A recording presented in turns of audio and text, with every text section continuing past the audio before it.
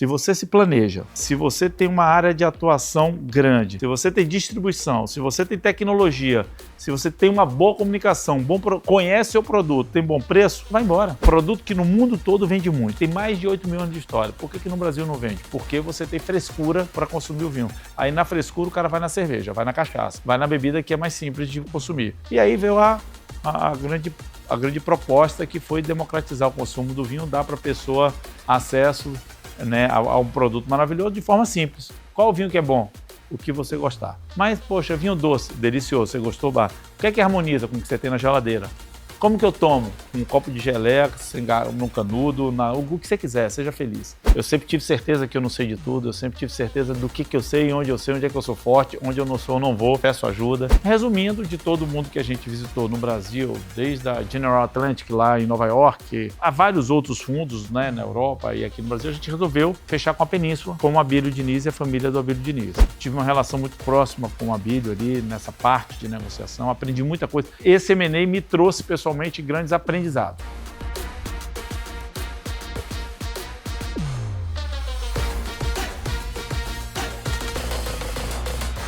Fala pessoal, seja muito bem-vindo a mais um episódio aqui do podcast do Zero ao Exit. Meu nome é Rodrigo Miranda, sou cofundador da Zait, primeira rede de lojas autônomas da América Latina, da Chip Delivery, e atualmente eu estou como CEO, também como um dos fundadores da VPX Company. Aqui, cada episódio, eu trago empreendedores que construíram suas empresas, saíram do zero, escalaram e chegaram até a fazer seus exits, ou seja, vender suas operações para outros grupos, para outros investidores, e a gente busca explorar tudo que tem de bom, todo o lado positivo, o lado do dinheiro, mas principalmente ali os perrengues, os desafios e o que eles fariam diferente nessa jornada para que você, quando chegar nesse momento, eventualmente também possa ter momentos mais de felicidade do que de tristeza com seus M&As. Cara, e hoje eu vou quebrar o protocolo aqui, vou contar brevemente, para quem não sabe, quando eu comecei a Zait lá atrás, era um delivery de bebidas.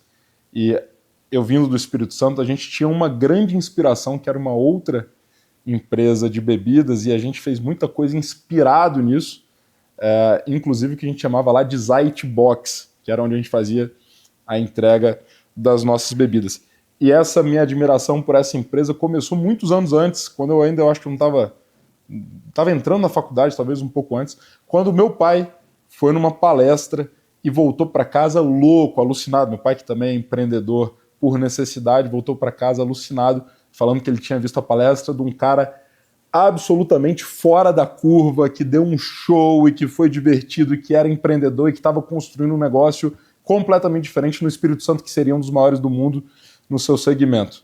Meu pai, que se chama Rogério, falou ali também. É claro que ele também só podia se chamar Rogério.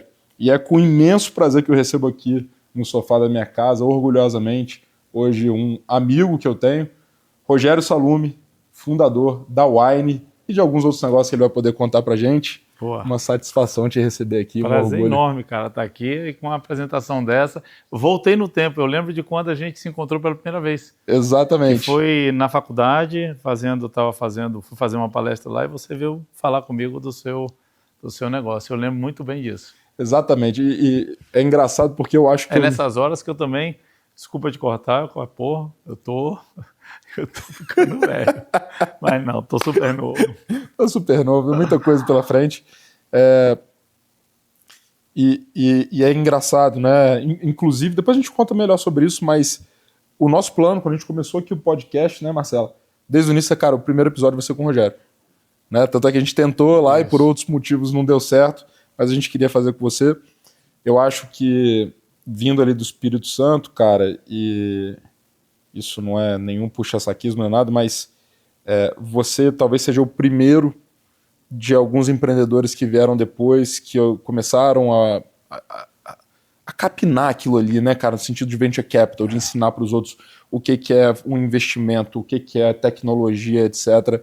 Então eu tenho certeza, cara, que eu estou falando aqui em nome de centenas de outros empreendedores no Espírito Santo e em outros lugares também, que tem você como referência. Acho que o mais legal é depois que a gente te conhece, ver que você é essa figura divertida, além de competente, né, e que tem muita história para contar. Temos também vários amigos em comuns e todos compartilham dessa admiração também. E, cara, acho que enfim, acho era importante fazer essa introdução, todo mundo entender aí a nossa relação que começa como idolatria lá atrás, hoje a gente tem a oportunidade de ser amigo, parceiro de negócio. Se apresenta agora para o pessoal e eu queria que você começasse contando um pouquinho da sua história de atleta lá atrás, porque eu acho que isso tem tudo a ver com toda a sua trajetória até hoje. E eu gosto muito, já ouvi sua palestra algumas vezes. Conta um pouquinho pra gente da trajetória. Quem é Rogério Salume? É capixaba ou é baiano? É capixano, sei lá, assim, a mistura dos dois, porque eu já moro mais tempo no Espírito Santo do que morei na Bahia. Tenho muito orgulho e muito carinho, muita paixão pelo Espírito Santo. Então, eu me sinto realizado morando lá, minha família toda foi constituída lá, meus negócios são a partir do Espírito Santo e dedico hoje boa parte do meu tempo e minha energia em divulgar o Estado, em fomentar o Estado, em ajudar os empreendedores do Estado a realmente acreditarem no Espírito Santo, né? Porque isso faz total diferença. Quando você está no local e acredita no local e tem um ecossistema fortalecido, você já tira, vamos dizer, um peso das costas, que é aquela grande dúvida. Será que eu estou no lugar certo? Será que eu não teria que estar no eixo? Aqui no Brasil, o eixo a gente chama ali de São Paulo, Rio de Janeiro, aqui onde nós estamos. E o Brasil é muito grande, né, com muitas oportunidades. Então, eu tenho muito orgulho de morar em Vitória. Também compartilhamos dessa paixão pelo nosso estado. Me sinto um capixaba de coração, assim. Eu sou um baiano, nascido em Itabuna. Como você bem disse aí, através do esporte que eu fui parar no Espírito Santo, né? Eu, desde sempre, fiz algum tipo de esporte, mas o que vamos dizer, tomou o meu coração foi a natação. Então, eu nasci em Itabuna, no interior da Bahia. De Itabuna, eu fui morar em Salvador. Quando eu fui morar em Salvador, eu tinha 11 anos. Então, já nadava, né? Já competia ali no interior. E quando eu fui para Salvador, eu fui buscar fazer parte de uma equipe. E aí me associei à equipe da Associação Atlética da Bahia. Fiquei na Barra, em Salvador. Eu morava no Rio Vermelho. E aí as coisas foram acontecendo, 4 anos de Salvador, num determinado momento, no Campeonato Brasileiro de Natação, conheci, dentre outras equipes, o time do Praia Tênis Clube, que é de Vitória, e aí Vitória está na região sudeste, Salvador, região nordeste. E a gente que nadava acompanhava muito os clubes da região sudeste, que sempre foram referência de natação, sempre foram referência. Então, você tinha Minas Tênis Clubes, Tênis Clube, o Pinheiros, você tinha o Flamengo, o Fluminense, o Vasco, você tinha grandes clubes de onde saíam a maioria dos atletas olímpicos, de onde tinham a maioria dos recordes. Aparecia alguma coisa do norte, do nordeste e tal, mas estava muito concentrado aqui. Então, eu sempre tinha um desejo. Se um dia treinasse, nadasse lá, era uma vontade. E aí conheci essa turma do Praia Tênis Clube e o técnico, né, me chamou. Estava batendo papo e eu falando, né, que eu tinha uma tia em Vitória, então falou, vamos lá treinar com a gente e tal. Eu falei, rapaz, eu vou. Isso foi outubro, novembro. Tinha quantos anos? Eu tinha 11, aí eu já tinha 15. E foi em 1988. Tá. Em 1989, em janeiro de 1989, eu fui para Vitória. Eu tinha 16 anos. Estava fazendo 16 anos. Né? Faço aniversário em fevereiro, estava fazendo 16 anos. E aí, em Vitória, fiquei, né? Nadei pelo Praia, nadei pelo Álvares, e aí fui fazendo toda essa a minha teia de amizade, de relacionamento, né? Fui muito bem recebido pelos capixabas. Quando eu cheguei em Vitória, Vitória ainda era uma capital muito pequenininha, famílias, né, perguntavam assim, como é o seu sobrenome? Né? Ainda tinha esse negócio, Rogério de quê? Né? Então, eu fui rompendo aquilo ali, fui crescendo, mas a natação foi que me abriu essas portas e te falo que me trouxe até o dia de hoje, porque o esporte, ele faz parte indissociável da minha vida, né? Eu acordo todo dia 5 horas da manhã, até hoje, treino 2 horas por dia, já não mais só natação, já faço triatlo, então eu nado, eu corro, eu pedalo, vou para academia e isso faz parte do meu dia a dia, me deu condições de encarar grandes desafios pessoais e empresariais. Me perguntam, né, muitas vezes o que é que o esporte te trouxe de benefício na vida do empreendedor. Eu falo, tudo, é tudo. Me deu condição de encarar a dificuldade que é empreender. né? Eu não sou aquele cara que fica falando do glamour de empreender, não. Tem o glamour quando você empreende e tem sucesso, mas a maioria dos empreendedores não tem sucesso e fica numa vida louca ali, porque é difícil. Então, o esporte, a atividade física, a disciplina que eu aprendi com o esporte, me deu condições de encarar grandes desafios e de passar por eles. Ter paciência, analisar, ter calma, voltar a respirar, ter a disciplina de, não, vamos lá, a gente tem que colocar em prática isso que a gente planejou.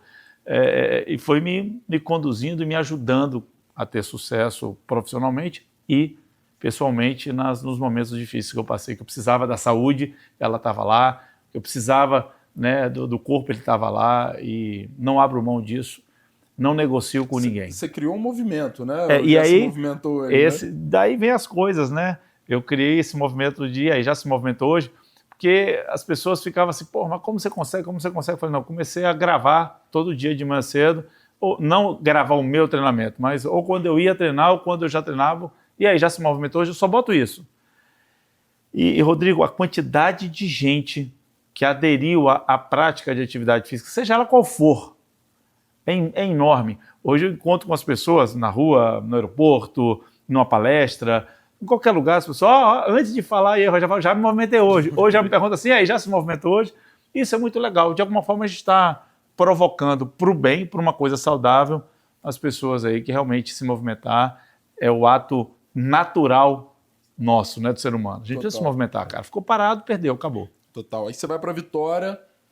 O Vitória tinha, né, os clubes ali que tinham alguma tradição de natação, o Praia esporte, e o Álvares tinham tradição. Exatamente. Saldanha também? O Saldanha era mais basquete, né? Era mais basquete e remo.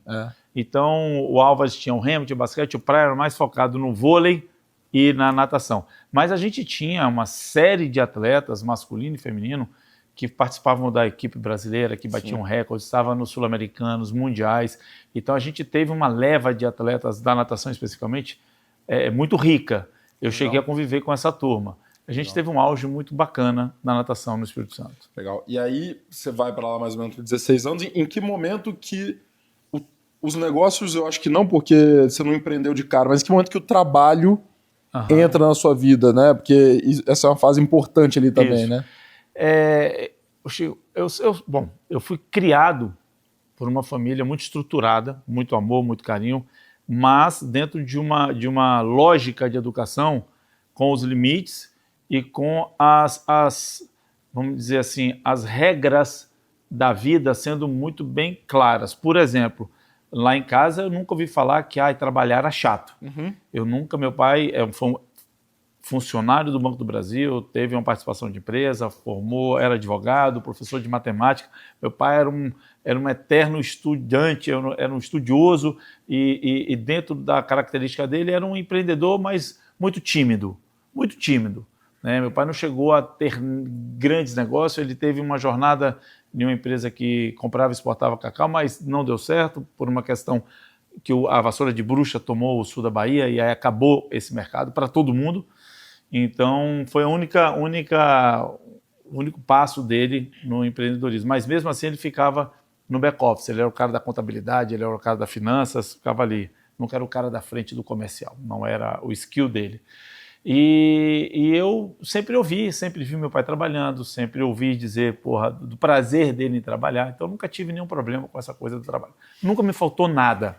Então, eu venho de uma família de classe média que tinha 3 irmãos, eu o mais novo, a gente tinha o que precisava ter para viver de forma saudável, né? E evoluir. Educação, carinho, alimentação.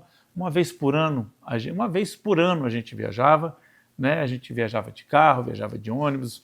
Então, era uma vida normal, muito boa. Eu posso falar que a minha vida no interior era muito boa. Em Salvador, meu pai alugou um prédio, a gente morava lá, tinha uma condição de conforto, de uma casa, né, com uma pessoa ajudando a gente, cozinhando, tudo certo. Quando eu fui para Vitória, mas antes de ir para Vitória, e na própria Itabuna ali, até 11 anos, e em Salvador, eu sempre fui uma pessoa inquieta. Eu lembro que eu via revistas, e aí eu via fotos de casas bacanas, eu tirava, dobrava e guardava. Aí eu via uma foto de um avião, falava, tirava, um dia eu vou ter. Aí, poxa, isso aqui um dia eu vou ter, e guardava. Guardava aquilo porque aquilo me motivava, de alguma forma, a ficar sonhando. um grande sonhador, sempre fui um grande sonhador e busquei colocar em prática meus sonhos, não era só sonhador não. E aí pegava aqui uma madeira, fazia um porta-chave, saía para vender para as mães dos meus amigos. Meu pai deu para a gente um videogame, na época que era o telejogo. No final de semana eu fazia um campeonato dentro de casa, chamava a galera, nem lembro como é que era a moeda, então tipo R$1, 50 centavos ficava para casa, 50 centavos juntava, quem ganhava levava aquilo ali. Então eu sempre estava movimentando a minha turma e minha cabeça e fazendo. Em Salvador, a gente tinha uma funcionária que fazia um pãozinho no forno, delicioso. Então eu pedia para ela fazer no sábado, 40, eu vendia no prédio. Então eu tenho essa pegada comercial que vem comigo, né? Do ter coragem, do não ter vergonha de falar e tal. Quando eu fui para Vitória, eu falei com meu pai, olha, eu vou estudar. Meu pai falou assim, você pode fazer qualquer coisa, desde que você não deixe estudar. Ele não tinha negociação. Não tem negociação. E tá certo. Igual lá em casa. Não tinha negociação, graças a Deus. E a gente lá em casa nunca também sentou para negociar, porque todos sabíamos do que a gente tinha que fazer. Então, eu fui em Vitória e falei, pai, vou nadar, né, tá aqui, vou estudar. E, poxa, eu não queria ficar 16, 17 anos, pai, manda aí um dinheirinho, uma mesada e tal. Se queria tomar um milkshake, queria comer um sanduíche, queria sair com uma turma ali para fazer, sabe, para lanchar. Eu tinha, ele me mandava, mas era muito contadinho, porque meus irmãos estavam em Salvador, eu estava lá, aí já começou a ser uma despesa maior. Então não tinha essa sobra. E aí eu falei, pai, vou fazer alguma coisa desde que... Ele falou, desde que não trabalhe o seu estudo, porque senão você está lenhado. É assim mesmo, não é para trabalhar estudo. E aí eu, no bairro que eu estava ali morando, eu fui procurar alguma coisa para fazer, para vender. E aí foi a minha primeira relação com o mercado mesmo assim. Eu tinha uma distribuidora de balas, e eu fui ser vendedor de balas naquelas horas que eu tinha no bairro que eu estava, porque eu podia fazer andando, tirar o pedido e ganhar minha comissãozinha. Então eu comecei a vender, cara, Babalu, ping-pong, plock, bala soft. Acho que muitas das balas que a maioria das pessoas nunca nem provaram hoje, né, porque ficaram lá na história. Mas vendia isso aí. Então fui o primeiro vendedor da bala de iogurte da Dori, ali vendia. Então tive maravilhosos momentos com essa venda de bala, porque era muito fácil, entre aspas, né? Porque eu saía, vendia um pacotinho R$3 e tal. E aí, bom, comecei a ligar 300, 400 reais. E aquilo foi falei, poxa, eu estou ganhando 300, 400 reais, trabalhando 3 horinhas, 2 horinhas num raio aqui. Se eu abrir, expandir minha área de atuação, né, for mais eficiente, tiver um equipamento que me dê mobilidade, eu vou sair de 300, 400 para 1.000. Legal.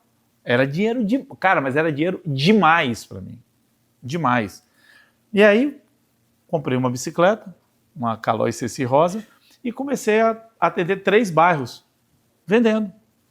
Daqui a pouco eu entendi que eu podia atender a cidade toda nas mesmas horas, no mesmo dia, se eu tivesse algo que fizesse eu comunicar com a galera. Aí comprei um pager, um PIP, aluguei, né, um BIP, fiz um cartãozinho, comprei um celular e distribuí para todo mundo. Tem que explicar, vocês têm que botar aqui o que é, uma fotinha, tá? Aí saía distribuindo meu telefone com a lista do que eu, no final de semana, porque dia de semana eu tinha que atender, com a lista do que eu vendia, e a pessoa começou a ligar. Cara, aí eu vi que se você se planeja, se você tem uma área de atuação grande, se você tem distribuição, se você tem tecnologia, se você tem uma boa comunicação, conhece o produto, tem bom preço, você vai embora. Isso eu aprendi no começo dos anos 90. Eu aprendi isso. Isso ficou na minha cabeça. Tanto é que eu falei, bom, eu vou me especializar nesse negócio. Eu busquei fazer faculdade, então fui fazer comunicação social, sou formado em jornalismo, mas eu fiz a comunicação, tem muita comunicação, que eu entendi que isso era a base para você vender bem. Procurei saber qual era a maior empresa do Brasil, onde tinham os melhores vendedores, onde tinha a melhor tecnologia, que era o Martins de Uberlândia. Fiquei 2 anos batendo na porta para trabalhar até que eles me contrataram. Aí eu ganhei meu primeiro notebook, né, porque passava pela linha de escada, o pedido, aí era daquela época mesmo. E aí, cara, comecei a ver um outro universo, comecei a aprender muito sobre logística, muito sobre estratégia, muito sobre planejamento, muito sobre liderança. Foi uma grande escola. Então, passei por outras grandes empresas depois, fiquei 7 anos lá, depois voltei para o Espírito Santo, e aí a minha vida foi né? Eu fui estudando, nunca deixei de estudar, lendo muito, fui fazer um MBA na GV, especializei no IBMEC, que é o precursor do INSPER hoje. E aí minha cabeça queimando, até dando um salto aqui no tempo. Em 2002 eu resolvi empreender. 2001 eu resolvi empreender. Posso fazer uma pausa Claro. aqui? Pessoal, já já a gente volta com esse papo que tá maneiríssimo, mas antes eu queria saber o seguinte, você já seguiu o nosso podcast no Spotify? Vai lá, segue, ativa a notificação e compartilha nas suas redes. Assim você ajuda a gente para esse conteúdo chegar a cada vez em mais pessoas, beleza? Agora, bora voltar pro nosso episódio. Cara, eu acho que assim, pessoas como você ter passado os desafios, chegado onde você chegou, e porra, você eu posso falar porque eu conheço... de já ter ido na sua casa, da gente já ter passado o final de semana junto, etc. Não tem história de jornal. Claro. Você fez um negócio que para mim é um dos negócios mais incríveis do Brasil, em todos os sentidos. Eu acho que para fazer isso tem que ter alguma coisa dentro da pessoa ali que é diferente. Quando eu olho para mim, eu vejo as frustrações que eu tive lá de pequeno, eu também tive tudo na minha vida, mas não tinha roupa de marca, Não, isso eu também não tinha, não. Né, etc. Tal. E aquele negócio, aquilo virou uma raiva, assim, mas uma raiva gostosa dentro de mim. Né? Eu brinco, né, minha mãe, tadinha. Eu adorava abrir a geladeira, pegar presunto, queijo, fazer enroladinho, comer, e ela falava... Nossa, minha filha adora fazer isso. Ela falava, não come porque vai faltar pro sanduíche. Cara, aquelas coisas que ficam gravadas. O negócio de que tinha um ar-condicionado no quarto dos meus pais e, cara, tinha o dia de ligar o ar-condicionado, a gente ir pra lá, e pai, mãe, pelo amor de Deus, vocês me deram a melhor criação do mundo, não tem nenhuma reclamação aqui. Mas esse tipo de coisa foi juntando dentro de mim ali... Uma vontade de ter. É isso aí, cara, de fazer. E junto disso, um tesão de conhecer gente, de estar próximo e vendo que a prosperidade, ela trazia isso junto, etc., que eu acho que é o que me motiva, me faz acordar todos os dias. Queria te ouvir um pouco assim, cara, essa trajetória sua, seja do atleta, seja da vontade de vencer, ou seja da vontade de ver que a vida já era legal daquele jeito, mas que tinha outras coisas que você guardava. O que tinha ali dentro que faz você, cara, ser o Rogério Salume, cara, sem dúvida nenhuma, um dos 10 maiores empreendedores da minha geração? Então, eu sempre quis conquistar o mundo, cara. Eu sempre quis ser uma pessoa conhecida, ser uma pessoa que impactasse muita gente. Você queria isso, ser conhecido? Sempre quis. E você nunca escondeu isso de você, de ninguém? Não tenho que esconder isso de ninguém. Eu tinha esse desejo dentro de mim, cara. Eu vou pro mundo, eu quero viajar muito, eu quero ficar para cima. Eu olhava, porque assim, a minha época tinha a Manchete, certo?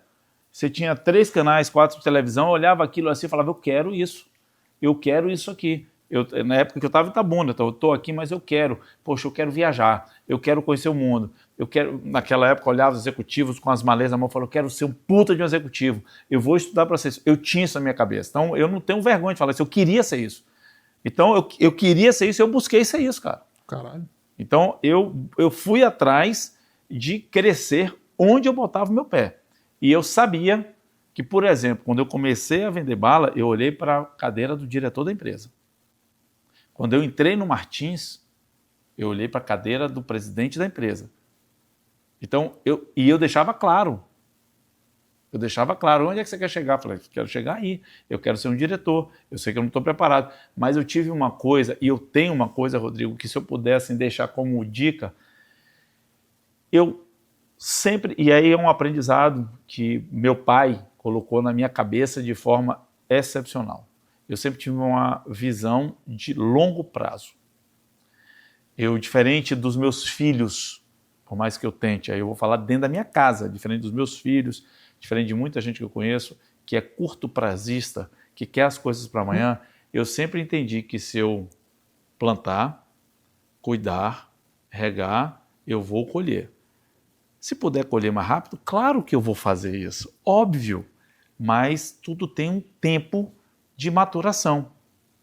Isso eu aprendi. E não me deixou agoniado ficar 7 anos dentro de uma empresa como vendedor para assumir um cargo de gerente de vendas, depois ir para a parte de estratégia, depois ir para a consultoria. Não me deu problema. Por quê? Porque eu via e acompanhava o meu desenvolvimento através das minhas entregas, dos feedbacks e dos relacionamentos que iam acontecendo. Porque uma coisa é você estar só vendendo ali, daqui a pouco uma coisa você está vendendo e sair para almoçar com o seu supervisor. Daqui a pouco você está vendendo, sair almoçar com o seu supervisor, o gerente que está vindo de uma outra cidade que é a sede da empresa, te chamar para um bate-papo toda vez que está aqui. Você está vendo que a coisa está acontecendo? Total. Então, é essa visão, é essa percepção que eu entendo e sei que é difícil, cara. Não é uma coisa simples. E, de novo, eu vejo isso dentro da minha casa. Eu dou o exemplo dentro da minha casa. Eu vejo que isso é difícil e eu tento toda hora falar, gente, olha só, vocês podem ter o sucesso que vocês desejam, desde que vocês trabalhem para isso. Mas não vai ser amanhã. Acontece? Acontece. É 1 em 1 milhão. 1 em 1 milhão. Então, vamos ficar apostando que nós somos esse 1 em 1 milhão? Pera aí, vamos realizar, cara. Então, isso tudo foi um diferencial. Mas, respondendo pragmaticamente a sua pergunta, sim, eu desejava, eu sonhava e eu me via nesse lugar. Eu me via nesse lugar. Do caralho. Então, eu acho que eu conquistei, obviamente, nada sozinho, junto com muita gente que me ajudou a chegar onde eu cheguei, mas eu cheguei aonde eu lá atrás queria chegar, cara. Empresarialmente falando. Então, e engraçado que eu ainda me vejo em lugares que eu ainda sonho, né, e que eu acho que eu vou chegar lá. Nós vamos falar sobre isso. E eu acho que para quem está ouvindo aqui, tem muita gente jovem, né? Cara, se você olhar a sua trajetória, dá pra gente dizer que foi uma trajetória rápida. Você é um cara novo. Eu não tô dizendo que foi... Mas é importante esse ponto, rápido. Por exemplo, eu comecei a empreender em 2001 e meu primeiro, vamos dizer assim, o primeiro negócio mesmo que começou a ter corpo foi a Estação do Vinho em 2003. Então vamos lá, 2003, época do fax, ainda época do fax, que era grande tecnologia na época. A internet no Brasil começando, a gente ainda tinha muita internet, era discada, né? Você tinha, eu lembro como se fosse hoje, 2 dezenas de sites no Brasil. E eu resolvi empreender, vender vinhos pela internet, uma época em que a venda da internet estava ali concentrada em CDs, DVDs, softwares em caixinhas, livro. Tênis, que estava começando também no mesmo ano, a Netshoes. Então, coisas que não quebrava, que eram leves, fácil de movimentar, até porque o correio tinha um domínio do last mile naquela época. E aí chega um cara que fala, beleza, vamos vender vinho pela internet. Cara, foi assim, uma chuva de crítica e dúvida. Por quê? Mas porque era muito, muito disruptivo para aquela época, era muito. Tem casos e casos de logística, de distribuição, da parte operacional, que se eu não tivesse, de novo, a certeza que eu tinha que dedicar tempo e atenção, que eu tinha que ter disciplina do longo prazo, que tudo bem, poderia ser uma dificuldade ali, mas que não fazia sentido nenhum, pelo que eu estudava, pelo que eu analisava, pelo que eu estava vendo, que um dia, uma hora, aquilo ia dar certo. Sabe? Então, a maioria das pessoas para aí. Por quê? Porque é o curto prazo. Então, se você pegar 2003 a 2025, nós estamos falando de 22 anos. Isso. Esse recorte 22 anos. que eu quero pegar. 22 anos para construir o maior negócio do segmento que vocês estão. No mundo. No mundo. Ou seja, eu tô falando que na minha ótica 22 anos é muito rápido. É rápido, cara. Né? É muito rápido. E a galera tá achando que 10 anos é demorado. Né? Tem gente que acha que 10 anos é muito tempo. Cara, 22 anos já é uma ótica de um cara que, meu irmão, foi completamente fora da curva, que enxergou quando ninguém tava vendo esse negócio. Certo. Né?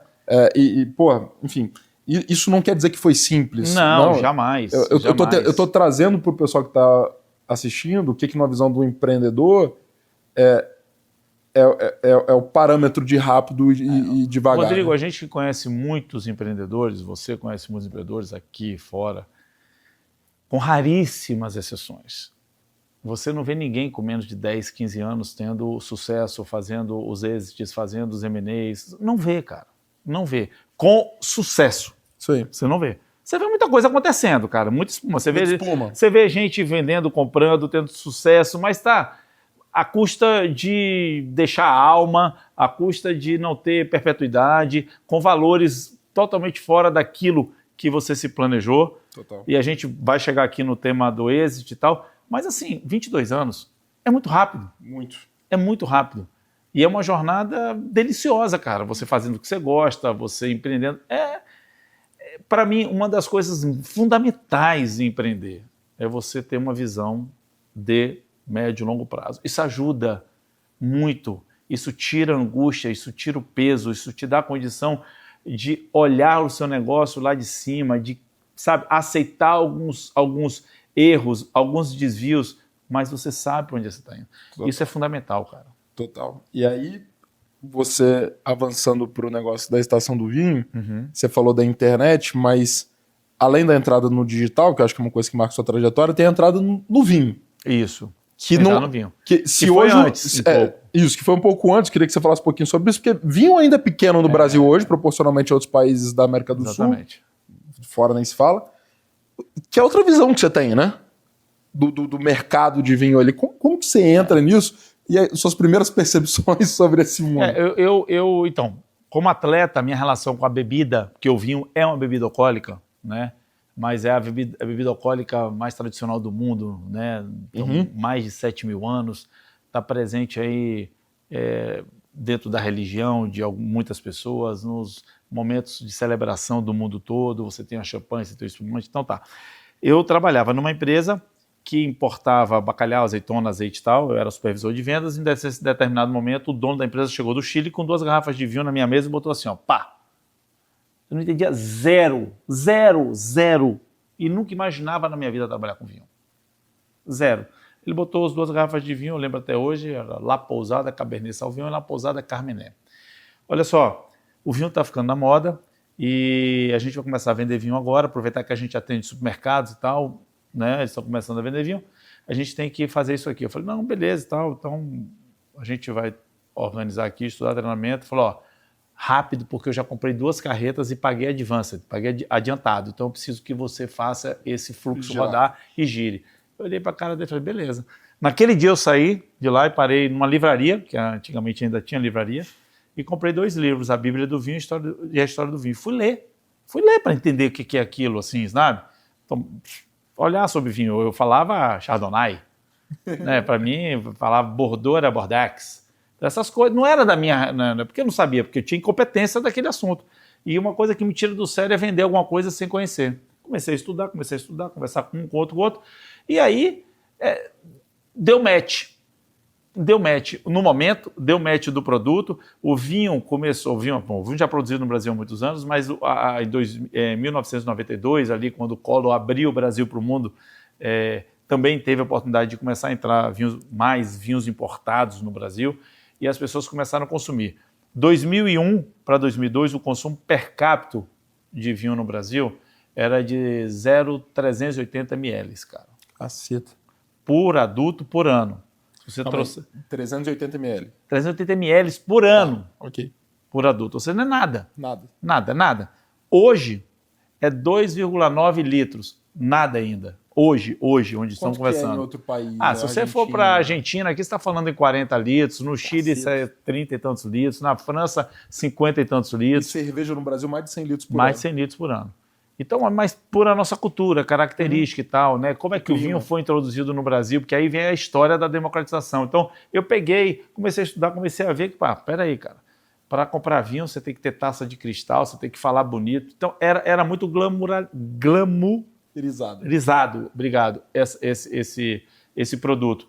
Então, eu, nesse momento, comecei a trabalhar, comecei a vender e vi uma oportunidade que é, produto que no mundo todo vende muito, que tem mais de 8 mil anos de história. Por que no Brasil não vende? Porque você tem frescura para consumir o vinho. Aí na frescura o cara vai na cerveja, vai na cachaça, vai na bebida que é mais simples de consumir. E aí veio a grande proposta, que foi democratizar o consumo do vinho, dar para a pessoa acesso, né, a um produto maravilhoso de forma simples. Qual o vinho que é bom? O que você gostar. Mas, poxa, vinho doce, delicioso, você gostou? O que é que harmoniza com o que você tem na geladeira?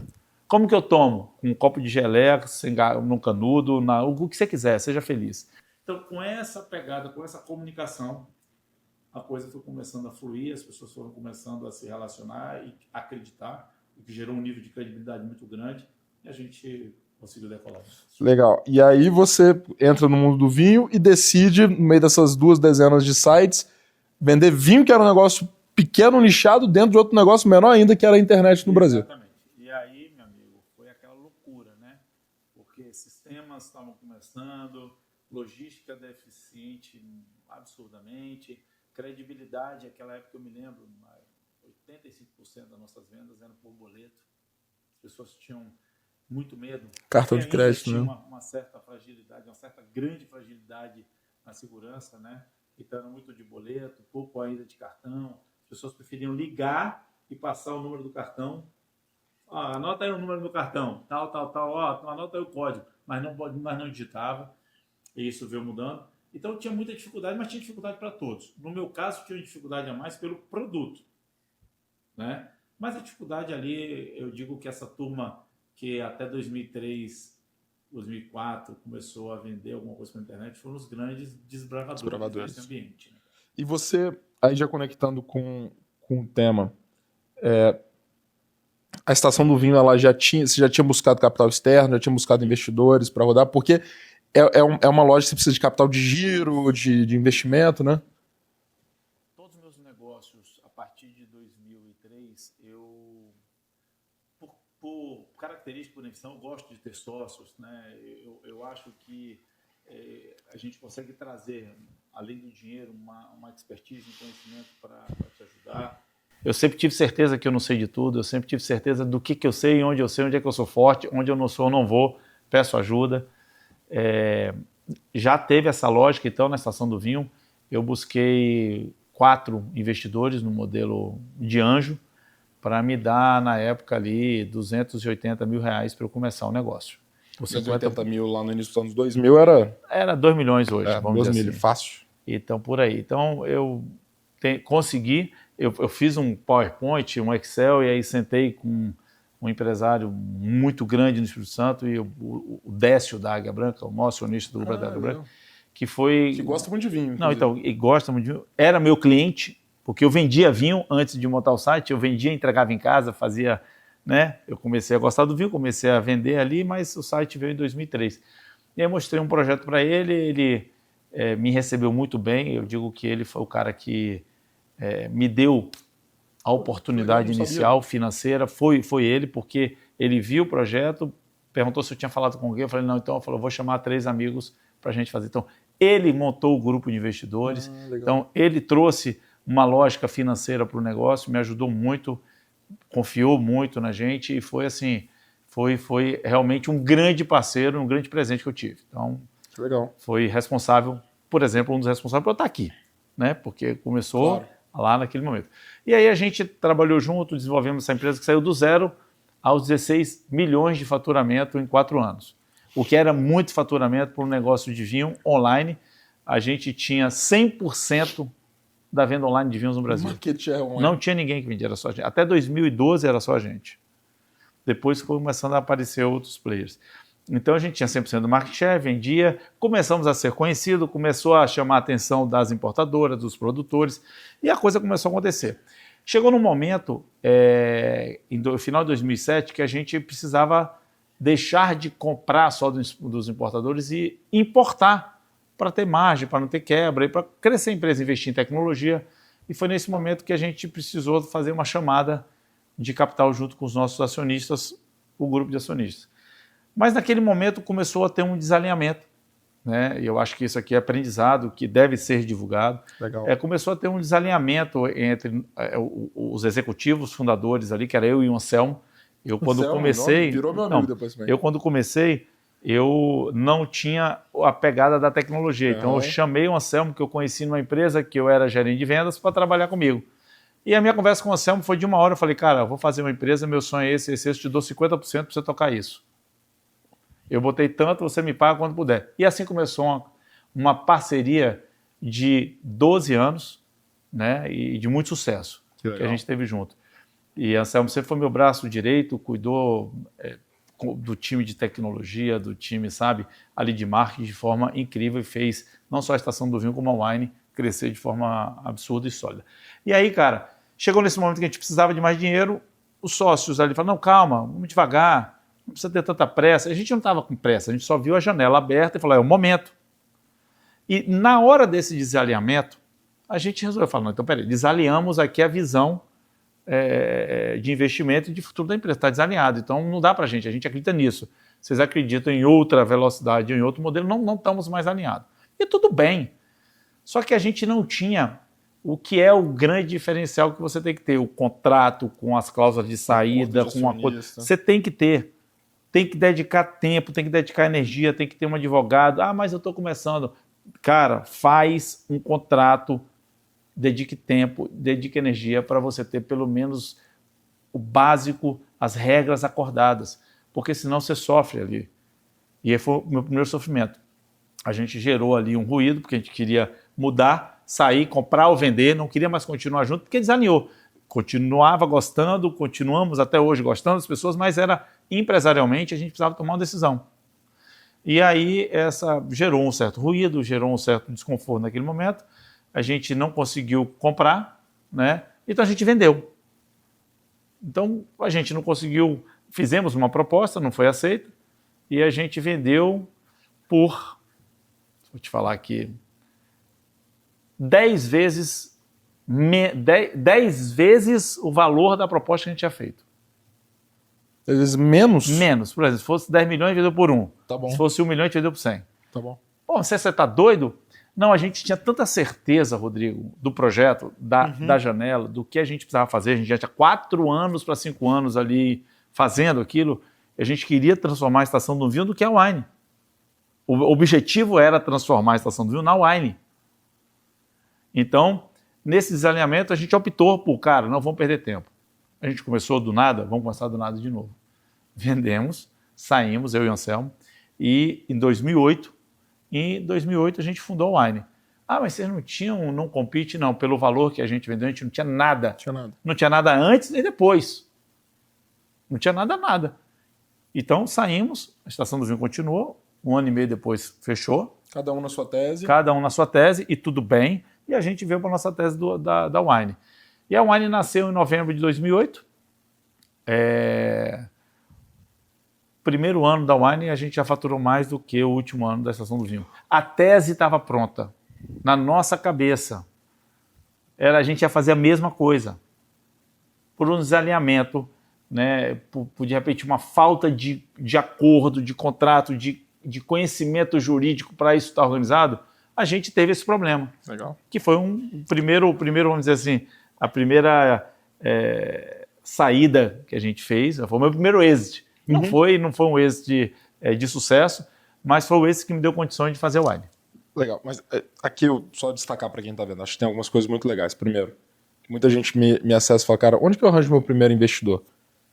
Pelo que eu entendi, o Décio era um cara que era seu cliente. Como é que eu arranjei meu primeiro investidor? Eu peguei minha curva ABC de cliente, tinha lá os 40 maiores clientes que faturavam mais, peguei o primeiro e fui bater na porta dele. Por quê? O cara é apaixonado por vinho, rico, conhece, ele vai pelo menos me dar uma dica. Veio de empreendedor. Eu ia até o último, cara, e eu fui oferecendo para os meus clientes. E aí, tanto na Wine, tanto na Estação do Vinho, como na Wine, que eu vou te contar, eu fui atrás dos meus conhecidos, pessoas que sabiam do meu trabalho. Legal. E foram elas que investiram. Legal. Então, buscar às vezes ali nos seus clientes quem pode ser um financiador, né, do seu negócio. Outra dica fundamental, que isso não pode passar despercebido, é a necessidade de se fazer acordos. E acordos eu não estou falando só do documento acordo de sócio, né, mas da necessidade de você manter seus sócios alinhados com uma visão de futuro. Não. Isso é um acordo.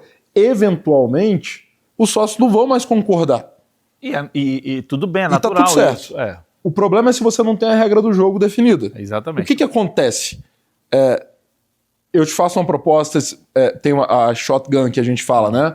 Alguns acordos de acionistas, existe uma cláusula chamada shotgun, popularmente, que é, eu te fiz uma proposta de 10 milhões, você pode aceitar me vender por 10 milhões ou você é obrigado a me comprar por 10 milhões. Isso é uma regra.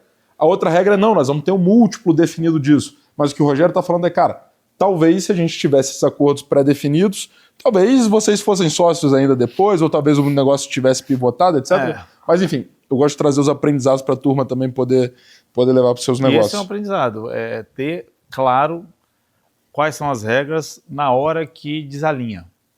E não estamos falando, desalinhou, sai cada um por lá. Não, desalinhou, se você tem uma regra, Por exemplo, eu e Anselmo, a gente sempre teve uma regra, porque somos pessoas que pensamos diferente, tá? Então, muitas vezes a gente tinha que resolver um assunto.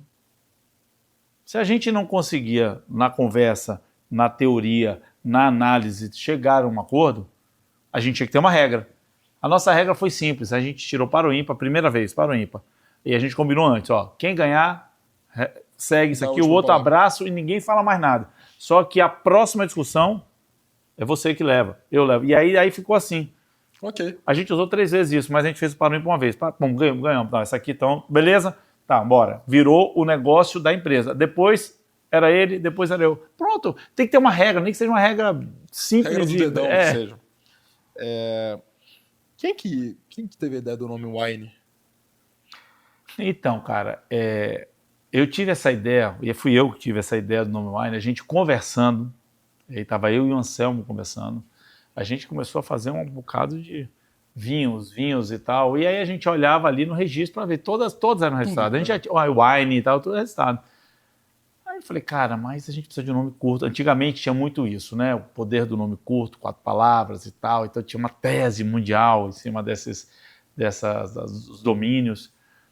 E aí a gente, cara, vamos ver quem é que tá aqui, tem esse nome, como é que tá. Porque a gente pesquisava, ela estava registrada, mas não tinha um site. Não tinha nada. Então o Wine estava registrado e não tinha um site. Eu falei, pô, Anselmo, olha só, cara, o Wine.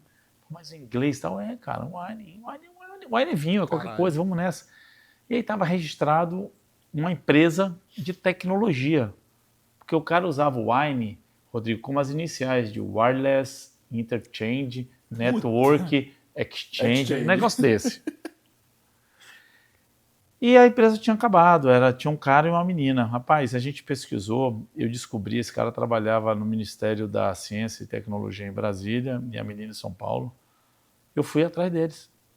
Mandei assim um e-mail e tal, quer comprar? Não sei que lá, eu tenho uma sócia, eu até vendo e tal. Eu fui lá e falei para ele, cara, eu tenho uma empresa pequenininha, de família, e eu estou fazendo uma lojinha, queria esse nome, tal. E compramos o site, o domínio da Wine por R$8.000. Puta que o pai. Hoje vale milhões de reais. Nossa. Só o domínio. Então, é outra coisa legal. Vá atrás do seu objetivo. Tira a bunda da cadeira, vai lá e resolva. Eu saí de Vitória, sem dinheiro, fui para Brasília, sentei com um cara, fiquei 2 dias lá, conversando. Só saí de lá com a declaração, porque precisava ir no registro BR, com a declaração assinada, pago. Fui para São Paulo, conversei com a menina, declaração assinada, no mesmo dia fui fazer as transferências. Então, assim, não dá, por que não dá? Para não dar, eu tenho que ir lá ver. Então, eu sempre fui disso, vou atrás, vou falar. Vem aqui, liga, não, vou aí conversar com você, vou sentar com você.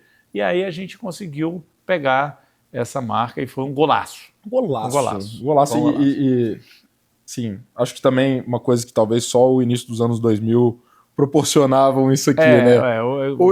Hoje em dia você você tem facilidades hoje em outras coisas, você tem dificuldades de outro lado. Claro, exato. Mas mesmo assim, eu não sabia disso, que já estava registrado para outra empresa, já né? Estava, porque não tem nada a ver com vinho. Não, eu acredito muito no poder do nome, assim, né? Sempre tive muita ligação com o nome ali. Eu acho que se o McDonald's não chamasse McDonald's, ele não ia ser uma fração do que ele é hoje, provavelmente. E eu acho o nome Wine incrível, assim, de uma simplicidade misturando uma sofisticação, né? Que ele reflete exatamente o que a empresa é. O nome mistura com produto, mistura com conceito, dá tudo, né? É do caralho. E aí você cria, vocês fundam a Wine. O Anselmo virou um amigo meu. Depois, por outra coisa, não foi nem por seu intermédio, se conheceu depois. Eu estive em Miami lá com ele, tá empreendendo lá. Tá lá até né? hoje. E é muito legal. Tá indo bem. Bem pra caramba, um cara muito legal, né? Um cara que tem uma visão... É fora da curva, né, cara? Ele é um empreendedor fora da curva. A visão de tecnologia, uma visão mercadológica, uma visão de food, cara, única, assim. Eu nunca tinha conhecido alguém assim. E aí vocês fundam a Wine, e aí, conta a trajetória da Wine, eu acho que todo mundo, quase todo mundo tá vendo, conhece a potência que é a Wine. Mas da perspectiva de como que você fez essa sua capacidade de comunicação e de venda para trazer o nível de investidor que você conseguiu ir trazendo, essas várias tranches que você foi fazendo. A gente fez 2 grandes tranches, né? Uma série A e uma série, vamos dizer assim, uma série A e uma série B, muito fortes. Foi 2012, 2016. Mas em 2008, quando a gente vendeu a Estação do Vinho e estava com o projeto da Wine, engraçado que as coisas, assim, a sorte existe, tá? Eu vou contar o que a sorte existe, mas você tem que estar preparado, na hora certa, no lugar certo, aberto e pronto para ou subir no cavalo ou dar o bote, porque ela tá ali. A sorte é uma equação cheia de coisas em um momento específico. Eu estava em Portugal, fazendo a visita numa vinícola de um amigo meu, pensando exatamente e conversando com alguns produtores na época, porque a gente queria importar, né? A Estação do Vinho não importava, então a gente queria importar, então fui conversar com alguns produtores, e aí cheguei numa vinícola, estou lá fazendo a visita, tinha um grupo de brasileiros, estou lá fazendo a visita, aí falei, vamos fazer, eu já cheguei, vamos fazer o pisa-pé, que é quando você vai naqueles lagares ali no Douro, então você fica pisando a uva, pisando para fazer o suco da uva, aquela coisa. Então eu falei, vamos, tem um grupo de brasileiros aqui, bora. Aí, Rogério aqui, um fundador da Estação do Vinho, até então não tinha wine, eu estava naquele período ali que saí, o período de 8 meses, que saí de uma para montar outra, a gente já estava em processo, o Anselmo tinha ficado no Brasil desenvolvendo site, tecnologia, a parte dele, e eu fui fazer esses contatos. E aí, aqui, abracei um cara, abracei um outro aqui, estão pisando na rua, morrendo de rir, tal. Sou seu cliente, tá? Não, cara, tô saindo com outro projeto, aí começamos a conversar. Fazendo o quê? Aí pisa ovo, depois senta para jantar, o cara sentou do meu lado, falou, cara, fala aí. Eu falei com ele, estamos saindo da Estação do Vinho e tal, estamos com um outro projeto, e ele era o nosso cliente, né, já comprava com a gente na Estação do Vinho e gostava de vinho, ele falou, deixa eu te falar um negócio, eu sou dono de uma corretora no Rio de Janeiro, que se chama Tal, quero ser seu sócio e vou trazer mais algumas pessoas para investir em você. Se você topar, estou voltando para o Rio, está aqui meu cartão, me procura lá. Aí foi a sorte. Mas eu estava preparado, porque na hora que ele me perguntou, eu estava ali e aberto para isso. Voltei de Portugal, fui direto para o Rio, sentei com ele e saí de lá com o negócio fechado. A gente, para a Wine, a gente levantou algo em torno de R$1,5 milhão de reais, 2 milhões. E isso aí em a que gente ano? fez em 2008. Caralho, de venture capital Mais de venture mesmo. E aí foi o quê? Foram 18 amigos que, capitaneado por eles, se juntaram, cada um botou 100, botou 200, botou 50 e tal, e aí juntamos o fundo e começamos a Wine, cara. E a Wine começou assim, ficou ali 20%, alguma coisa mais ou menos, 20, 25% ali, aí sim, já com o acordo da recompra, já com o acordo, tudo certinho, já foi com uma outra mentalidade, né? Já tinha tomado porrada lá atrás. Levamos a companhia. Quando chegou em 2012, a gente estava, 10, 20, estava mais ou menos com uns 40 milhões de faturamento, já em 2012. Isso é muito rápido, né? Já tínhamos o clube, já éramos o maior clube de vinhos do Brasil e já estava estruturado, precisava fazer um investimento muito grande em galpão, importação, tecnologia e gente, porque estava no gargalo do gargalo, não aguentava mais. E a gente tinha certeza que para chegar, a gente ia chegar em 200 a 250 milhões em 3 anos. Toda a nossa projeção era isso. E chegamos. Os primeiros, até 2015, foi 100% ao ano de crescimento. Então era um negócio louco. E com resultado, a gente em 2012 já deu resultado. Tem até uma matéria que saiu na Exame, né, dos 12 e-commerce do Brasil, a única que dava resultado era a Wine. Caraca. A única. Porque a gente também sempre foi muito rigoroso com relação à caixa, a olhar a empresa na sua gestão. Por quê? Voltar lá atrás, a gente queria chegar muito longe lá na frente. A nossa visão era, cara, 2020, 2030, a gente vai estar fora do Brasil, a gente vai estar... A gente tinha sempre essa visão e sabia que tinha que ser passo a passo. Para isso, o caixa tinha que estar sempre ali seguro. Bom, 2012, a gente com esse plano de levantar 80 milhões de reais, de 80 a 100 milhões de reais, a gente aí já éramos auditados pela Price desde 2011, o que era também uma revolução, né? A gente já tinha esse compromisso com o ser compliance, com tudo estar muito transparente, porque o nosso sonho, o meu de Anselmo, era abrir o capital da empresa, então a gente sabia que para abrir tinha que ter uma empresa sem nenhum tipo de restrição, auditada e tal, por 3 anos. Eu falei, cara, vamos fazer logo isso agora. A gente sempre antecipou algumas coisas e deu certo. Deu certo porque ajudou a gente a organizar a empresa. E aí, Rodrigo, a gente fez esse planejamento e saiu para captar, né?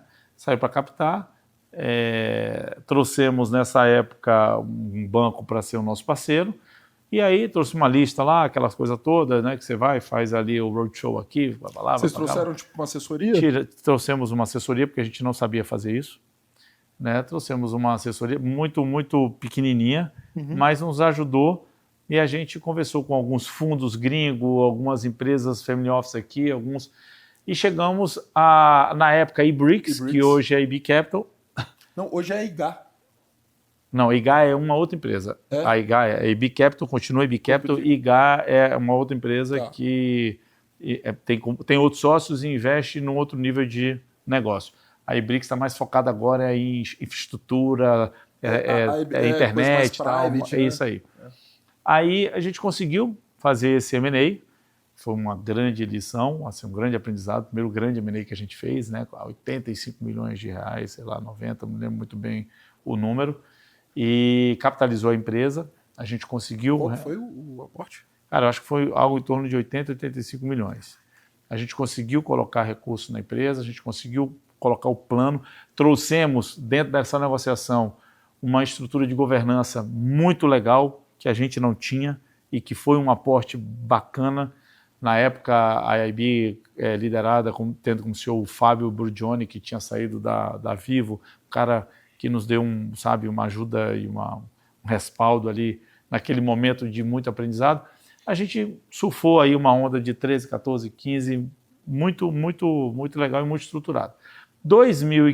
Nesses 4 anos aqui, entre 12 e 16, a gente comprou 5 empresas. Então, eu fiz 12 M&As na minha jornada como CEO da Wine. Legal. Então, liderei 12 M&As, dentro de compra e venda de participação. Então, acabou que quando estava no último lá, eu já falava, não, para, isso aqui esquece. Passa a página, vamos para frente, isso aqui não foi. Esquece, vamos embora. Tá aqui em cima do advogado. Bicho, para.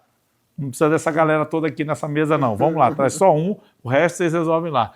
Porque são os aprendizados da indústria, cara, porque é uma indústria. É uma indústria. Né? Com vida própria, com vida própria e conflitantes muitas vezes. É uma indústria. Se você não souber navegar, ela vai te ajudar e vai te sugar. É isso aí. E eu acho que esse é um tema muito bacana, porque a gente pode alertar e ajudar as pessoas a navegarem nesse momento com um pouco de conhecimento. Total. Porque tem um momento da euforia, tem um momento do que está acontecendo, e essa indústria faz você se perder na sua motivação, aí joga você lá para o céu. Cara, porque isso aqui tem um quê e um porquê. Você está ali para quê? Para capturar dinheiro, vender e tal. Para e foca. Não fica vivendo esse glamour, não. Vou fazer M&A, estou negociando. Não é assim. Concordo. Porque já aconteceu comigo e já vi vários amigos chegar no dia da assinatura e não ter nada. E você se comprometeu até a alma. E é normalmente assim que as pessoas fazem. Já se compromete antes do dinheiro entrar. Então a gente, nesses 4 anos, passou por isso, até que em 2015 a gente tinha uma nova onda de crescimento, maior ainda. Aí a gente queria buscar algo em torno de 150 milhões. E aí fomos buscar. Aí a gente fez um roadshow internacional, já tinha uma visibilidade muito grande, já era um negócio já de quase lá meio bi. E as coisas estavam num patamar muito mais estruturados. Resumindo, de todo mundo que a gente visitou no Brasil, desde a General Atlantic lá em Nova York, sabe, há vários outros fundos, né, na Europa e aqui no Brasil, a gente resolveu fechar com a Península, com o Abílio Diniz e a família do Abílio Diniz, que foi muito legal, que foi muito bom, né, foi outro aprendizado, foi um outro momento, precisando de uma outra governança. Você vê, fizemos o M&A em 2012, quando chegou em 2016, já é outra história, totalmente diferente. Né, tive uma relação muito próxima com o Abílio ali, nessa parte de negociação, aprendi muita coisa. Esse M&A me trouxe pessoalmente grandes aprendizados, que foi as conversas que eu tive, eu e ele até muitas vezes no carro, ele dirigindo na fazenda lá da Toca, que ele adorava dirigir, uma das grandes paixões dele, e a gente conversando coisas que eu aprendi e que ele acho que deixou comigo ali alguns temperozinhos. O que você pode compartilhar de aprendizado dessa convivência com o Abílio? Cara, uma das coisas que ele me ensinou é de 15 em 15 dias parar de fazer o que você está fazendo, no caso, de forma lúdica, entrar no helicóptero, não é pegar... Ele pegava helicóptero. Sim. Mas entrar no helicóptero, subir para 10 mil pés e olhar seu negócio e seu mercado de cima. Parar um dia, parar. Para um dia, sobe e olha. 15 dias? Olha o seu negócio mesmo, cara. O rumo, se está alinhado com o que você está planejando, a coisa sua. Se, sabe, os projetos estão acontecendo, faz uma análise de cima. Se o mercado mudou, para e dedica um tempo para analisar o todo. E depois volta. Muitas vezes que eu fiz isso, e é isso ele me ensinou, né? Muitas vezes que eu fiz isso, eu voltava, pensava já fazendo algum tipo de mudança, algum tipo de ajuste. Porque a gente que está operando, a gente que está no dia a dia de uma empresa que cresce muito, cara, você não se dá o luxo de parar para fazer isso. No final do dia não dá. Porque você está amarradão, porque está tudo dando certo, projetos incríveis, né? Você está no holofote, está tudo dando certo, mas você precisa parar.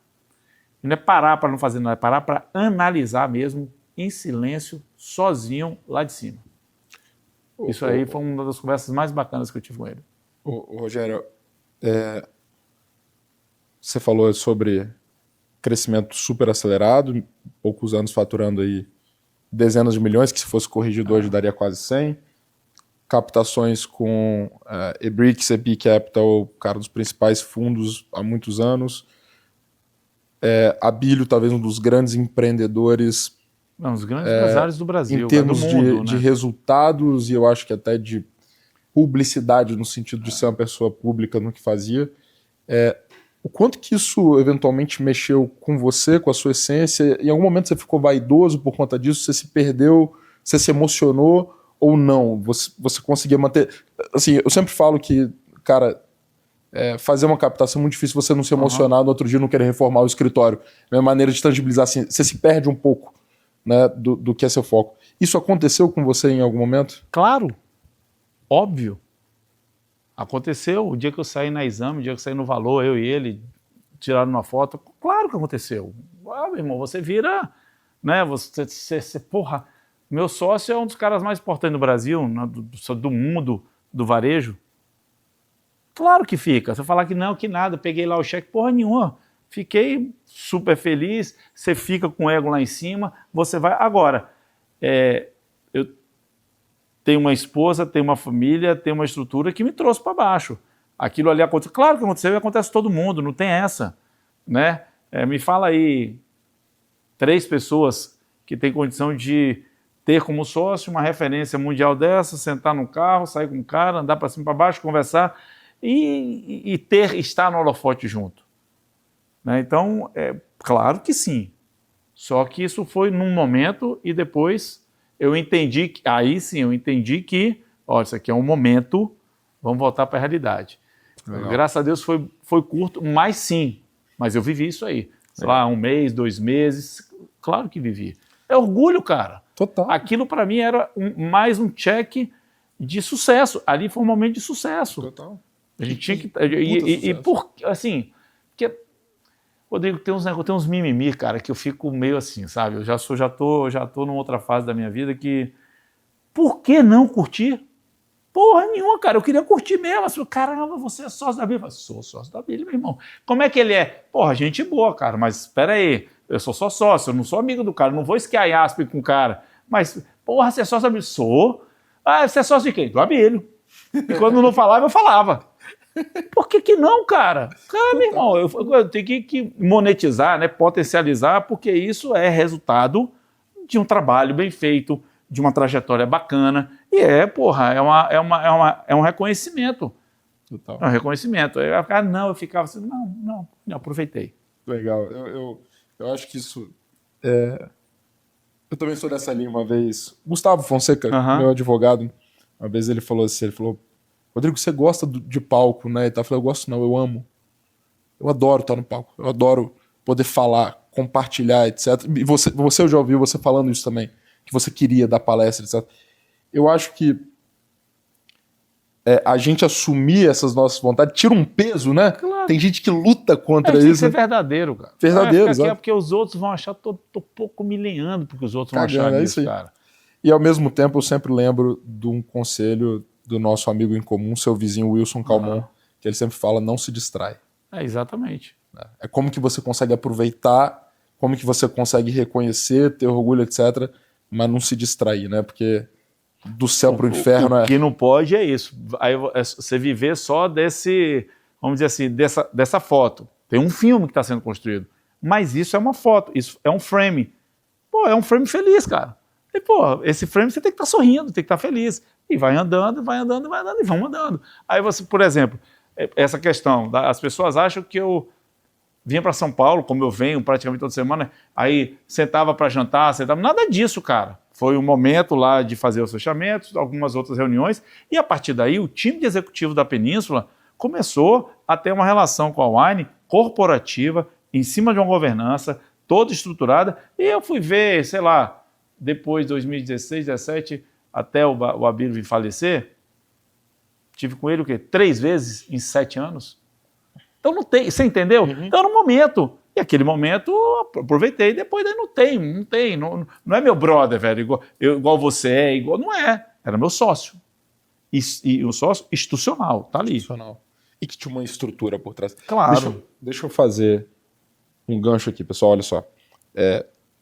Se você está num momento, a gente está contando um monte de coisa da parte legal, daqui a pouco a gente conta talvez de algumas coisas mais desafiadoras. Você acha que você está num momento de M&A ou de pensar numa captação, etc. Aqui na VPX a gente tem uma área dedicada, onde eu trabalho muito envolvido nessa área.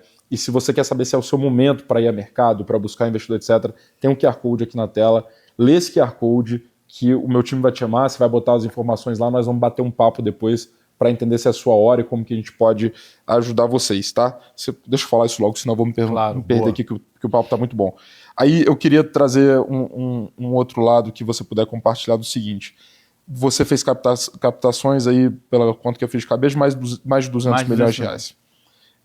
Isso não vem de graça, isso vem em troco de equity. Claro. Como que fica a participação do Rogério ao longo desses anos e como que o principal líder de uma companhia vê a sua participação sendo diluída, obviamente, em troca de caixa, claro. Como que isso impacta na relação societária, impacta às vezes no tesão do dia a dia, e se você eventualmente teria talvez tratado a questão de equity, de captação de uma forma um pouco diferente à luz desses fatos. Boa. Bom, 100%, 2023, né? Passou a ter 50%, eu e o Anselmo. Daí para frente a gente começou a ser diluído com os M&As e as entradas. Então faz parte do jogo, né? Você troca dinheiro por equity e essa negociação é a negociação mais pesada, né? Porque aí vem para o valuation, quantos por cento aqui, quantos por cento lá, tem earnout, não tem recomposição, não tem uma série de coisas que podem ser detalhadas aí nesse momento, mas o fato é que você troca o dinheiro para o caixa da empresa ou para o seu bolso por equity. E a gente sempre fez uma conta, e a conta de padeiro. Esse dinheiro que eu estou pegando, esse equity que eu estou dando, a empresa nesse momento está valendo quanto e daqui a 1 ano, 2 anos, no projeto que estamos vendendo e que vamos entregar, vai valer quanto? Vai valer o pedaço que a gente vai ficar, vai valer mais do que ela está valendo hoje a gente ter 100% da empresa. Pronto, a conta fechava, vai valer mais, então vamos trabalhar para valer mais. E a gente teve isso sempre muito claro, ao ponto de falar, cara, se a gente tiver 1% da empresa e esse 1% de uma empresa que vai valer 100 bilhões, valer 1 bilhão, já vai valer mais do que a gente ter 100% de uma empresa que vale simplesmente 100 milhões. Então, ter o percentual era muito claro na nossa cabeça que não seria uma coisa que iria inviabilizar uma negociação. Não era isso. O que a gente teria que fazer é ter os acordos muito bem escritos, pensados, para que a gente não perdesse o controle da cultura, da gestão, da linha, uma vez que a gente já tinha passado por isso em 2008. Então, isso aí a gente veio aprendendo. E hoje eu mudava tudo se eu fizesse de novo. Hoje eu mudaria tudo. Porque mesmo sabendo, eu não fiz como deveria ter sido feito. A gente sempre olhou muito, aí já não é mais a gente. Anselmo saiu em 2004, ele não pegou a época da Península. 2014. Desculpa, 2014. Em 2014 ele resolveu empreender nos Estados Unidos e aí vendeu a participação dele. Eu e a IB Capital recompramos o Anselmo dentro do acordo. Olha só que interessante. Tinha um acordo que se ele sair 6 meses depois, ele recebeu o dobro do que ele recebeu. Estava acordado. Você entendeu? Então, os acordos são importantes para quem está tomando a decisão de um lado ou do outro. Então, ele tomou a decisão, a gente conversou e tal, foi uma decisão tomada e tudo bem, seguiu a vida dele e então ele não teve essa... Quando a gente passa de 2014 para frente, o Anselmo já não está mais na companhia. Então, aí é onde eu começo a falar, bom, eu estava tomando a decisão sempre pautado nas minhas crenças. A empresa está crescendo, nesses 2 M&As, foi 99%, exatamente, 99% de cash-in, dinheiro para a companhia, e 1% ali de cash out, que era para a gente pagar a dívida que a gente tinha na física de um apartamento que comprou, de um carro que comprou, porque a gente sempre queria dar para o investidor a certeza de que a gente estava embarcado de corpo e alma no negócio, e que a gente não estava interessado porque naquele momento não era o momento de fazer cash out, naquele momento era o momento de botar dinheiro na empresa e trabalhar junto, porque ela ia chegar onde chegou, onde ela está hoje, né? Faria alguma coisa diferente nesse sentido? Eu não faria uma coisa diferente dos 99%. Eu faria algumas coisas diferentes nas negociações, nos valuations e nas travas. Aí eu faria diferente. Eu seria muito mais duro e muito mais profundo nessas análises. E teria outros tipos de contratos que eu vou ter, porque eu teria o aprendizado, mas eu vou ter. Então... fizemos algumas coisas ali que deveria ser feito de forma diferente. Mas como você só aprende depois que você faz, né, o próximo você faz diferente. Então, Rodrigo, o 99.1 foi indo, a Península entrou, a gente foi crescendo. Então, chegou um determinado momento e a gente também, aí eu e Anselmo, a gente tinha escrito lá em 2008 que a gente, se fosse vender a empresa teria que ter um valor mínimo de R$1 bilhão. Valuation, que é diferente de faturamento, que é diferente de valuation de R$1 bilhão. Então, quando eu decidi, agora em 2023, começar uma negociação de fazer meu êxito, a empresa já valia mais de R$1 bilhão. Então, eu de forma, como empreendedor, eu cheguei aonde eu tinha como um limite para poder tomar uma decisão dessa que eu tomei, legal, que é de fazer o exit. Mas eu mudava algumas coisas, eu mudaria muitas coisas no que diz respeito a como metrificar esses valuations, de como ter as travas, do porquê, sabe? Eu faria isso diferente. Legal. E eu acho natural, né? Acho que isso é fruto de aprendizado, né? Claro. Alguém passar por todo esse processo, depois falar, não, eu fiz tudo certo, porra, né? Calma lá. E você chega nesse momento em 2023 com a participação, mesmo não sendo mais executivo da empresa. Não, eu saí em 2019, eu deixei de ser executivo, assumi, já estava... O Conselho da Wine foi criado em 2011. Desde 2011 eu era como CEO da empresa, eu tinha uma cadeira de CEO e de sócio. E em 2019 a gente resolveu fazer uma troca, né? Eu era o único sócio que estava ali como executivo. Saí, a gente contratou o Marcelo D'Arienzo. Marcelo. E aí eu fiquei 19, 20 e 21 como chairman da companhia. Certo. Aí depois de 21 eu saí. A gente fez uma renovação do conselho, saí completamente do conselho. E aí passei a ser só acionista. Aí em 2023 eu tomei uma decisão de começar a sentar para negociar a minha saída. Que foi uma saída diferente. Diferente também, porque você faz... Isso é público, se eu não me engano, né? A transação que você fez com a Apex. Não é? Foi. Ela é pública, né? Não valores, etc., mas que ela aconteceu. Você vende a sua participação numa secundária para um player que não estava... Para um terceiro, que não estava na mesa. Como que começa essa negociação e teve algum desafio para você conseguir fazer isso, né? Porque tem todos os direitos de preferência internamente, etc. Eu segui todo o trâmite dos acordos, o direito de preferências, prazos. Então, os prazos foram integrais nessa, por exemplo, era 30 dias para dar uma resposta do direito de preferência, No 29 dias, e meia-noite, 23 horas e 58 segundos chegava, não queremos. E aí eu segui todo o trâmite para não ter nenhum tipo de problema. Tive um desgaste muito grande nessa negociação, muito grande, tá? Que foi exatamente em cima dos valuations, porque quando você quer vender é um preço, quando você quer comprar é outro.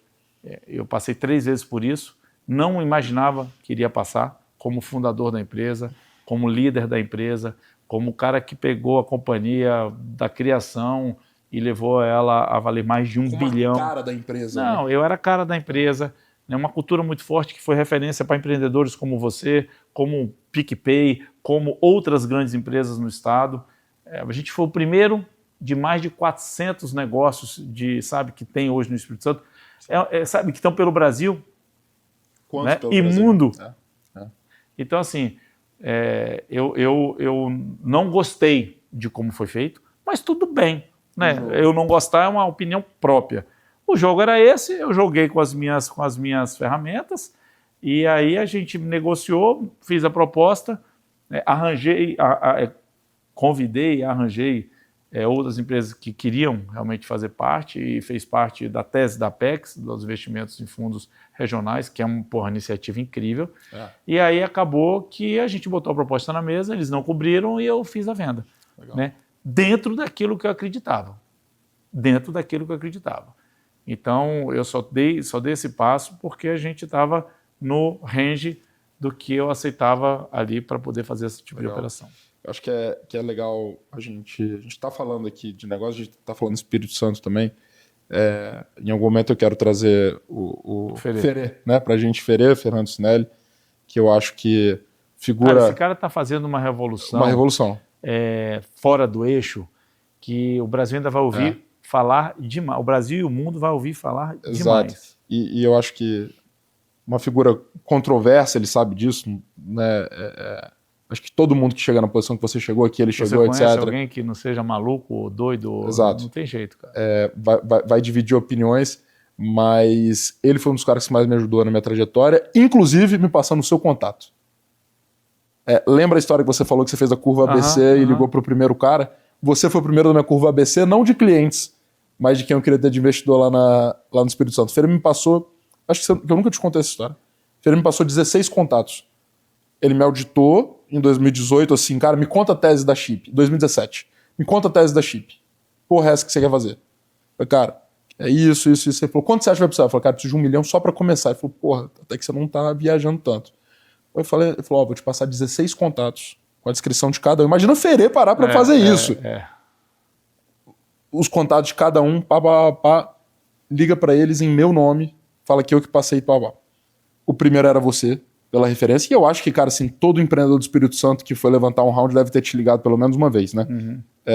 O primeiro era você. O segundo era a Simone Kepp, por conta, cara, eu achava incrível a postura de Simone, ela, da família. Uma forte, né? Forte pra caralho, que é sua amiga também, né? A gente tem ela de amiga em comum.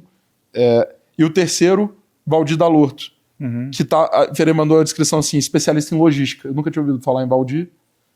Esses eram meus 3 primeiros. Eu te liguei e você tava em reunião. Você falou, Rodrigo, me liga em outro momento que eu tô numa reunião importante, Eu liguei pra Simone falou, eu nunca ouvi falar de você, mas vem aqui no meu escritório, quero te ouvir. Valdir falou, vem aqui, eu quero te ouvir. Os dois investiram e eu nunca mais voltei a te ligar sobre a Chip. Deu certo. Mas deu certo. E assim como o Wilson, por exemplo, que não deu certo para ser meu investidor, virou um grande amigo, e eu acho que hoje, vale muito mais do que qualquer milhão. O maior conselheiro, acho que a gente tem aí. O maior conselheiro da minha vida. Boa que né? Tem de aprendizado. Exato. E ter também a sua amizade, ter você para poder ligar, igual eu liguei quando a gente foi entrar em futebol, etc. Quanto que isso vale? Isso simplesmente não tem preço. E eu acho que um dos maiores legados que eu tive buscando investidores foram os que deram certo, sem dúvida, mas as outras centenas de pessoas que viraram meus amigos e que não deu certo o investimento, né? Mas que me aproximou e que me permitiu ter acesso. É muito legal essa jornada. Né? Isso é inestimável, cara. Inestimável. Assim, você não tem como mensurar o valor disso aí. Cara, vamos lá. Já é o nosso episódio mais longo. Porra, e ficaria aqui mais um dia inteiro. Dá pra abrir uma garrafa de vinho e a gente continua aqui. Por mim, a gente vai até, meu irmão, onde for. E você não sabe qual que tem aqui. Qual é que tem aí? Não, esse Você conhece esse vinho? Conheço. Esse aqui, cara. Esse vinho aqui simplesmente tem uma história incrível. Esse é o 2013. 2013. Esse você vai tomar, você vai ver que vinho é esse. Eu já irmão. tomei um. Pelo amor de Deus. Eu só tenho uma... Essa é a última que ficou, né? Mas só tenho por sua causa, né? Que você me Esse é o ajudou melhor a vinho de conseguir. Portugal, sem dúvida nenhuma. O outro eu dei pro Stélio Toda, cofundador do Mercado Livre. Aham. Dei pra ele E de aí? presente. Ele é português, né? De família, apaixonado por vinho. Ficou alucinado. Ele saiu abraçado com vinho, assim. E tá na temperatura certa, hein, cara? Parabéns. Tá perfeito. Bota lá. pra O ficar dia bom. que eu e você fizermos o IPO de alguma empresa nossa, Não, a gente vai tomar. ficar essa Pode garrafa guardar aqui. que esse aí tem. Deixa ela aqui do lado. Vamos pro bate-bola, senão o Marcelo me mata. Bate-bola, Rogério. Quando você consegue resolver essa saída sua com a Apex, eu tenho certeza que foi uma grande vitória. Eu acompanhei um pouquinho ali, foi um processo longo, etc. Quem foi a primeira pessoa que você liga ou que você fala, cara, deu certo, porra... Cara, a primeira Bora pessoa viajar. depois da minha esposa foi pro Wilson. Foi pra Wilson. Foi. Que é o Wilson é meu vizinho de porta. É meu parceiro, é um amigo que a vida me deu fora da curva. Professor, né? Fora da curva. A gente conversa tanto de tanta coisa e de tanta coisa que não tem nada a ver com o trabalho, foi assim, falei com minha esposa e meus filhos. O primeiro comunicado que eu fiz dentro de casa, depois eu conversei com ele. Eu pagaria um ágio fudido pra comprar o seu apartamento e ser vizinho dele. Mas é um professor mesmo. Não, cara, é um cara do bem, é um cara com uma história, pelo amor de Deus. Quase um pai. Bate-bola. Se você tivesse que escolher uma coisa pra fazer diferente em qualquer uma dessas negociações, tem uma coisa que você fala, cara, isso eu faria diferente? Você já falou um pouquinho do valuation ou das amarras. Tem alguma coisa mais específica que você lembra assim, cara, puta, isso aqui eu não deixaria passar de novo? Cara, eu revisitaria e faria diferente toda a parte de proteção da cultura da empresa que eu criei. Ah, legal, hein? Eu faria isso. Contratualmente, com uma multa milionária para não ter a menor condição de ser modificado. Você foi um dos primeiros caras que eu vi defender e falar de cultura. Eu faria. Isso eu faria. Legal. Ou seja, o contrato que eu fizesse com qualquer empresa que fosse entrar na empresa minha ia ter uma cláusula grande, com multas milionárias, só sobre cultura. Na semana passada, eu falei que você vinha aqui gravar com uma pessoa, um outro amigo em comum nosso, que era prestador de serviço da Wine. E ele falou, cara, a Wine é tipo a CDC. Eu falei, como assim? Ele falou, não, tem o antes de Rogério e o depois de Rogério. No sentido cultural. Não, e tem mesmo. E eu falo isso publicamente. A Wine não é mais a Wine que você conheceu. E tudo bem. Tudo certo. E tudo certo. Tá em outra fase. Tá tudo certo. Dá um conselho para quem está no meio de uma negociação de M&A.